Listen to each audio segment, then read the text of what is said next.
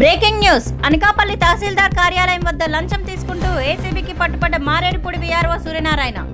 భూమి ముచ్చివేషన్ చేయడానికి 50,000 లంచం అడగడంతో 20,000 తహసీల్దార్ కార్యాలయం వద్ద నగదు ఇచ్చి ఏసీబీకి పట్టించిన బాధితుడు. మారేడుపూడి రెవెన్యూ అక్కిరెడ్డిపాలెంలో 3 ఎకరాల 20 సెంట్ల మెట్ట భూమి ముచ్చివేషన్ కోసం వీఆర్ఓ సూర్యనారాయణ 50,000 రూపాయల డిమాండ్. ప్రాధేయపడి అడిగిన మీద 30,000కు ఒప్పందం.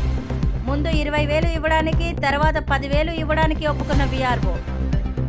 ఎంఆర్ఓ కార్యాలయం వద్ద 20,000 రూపాయలు నగదు ఇచ్చి రెడ్ హ్యాండెడ్గా ఏసీబీకి పట్టించిన బాధితుడు సాలాపు శ్రీను.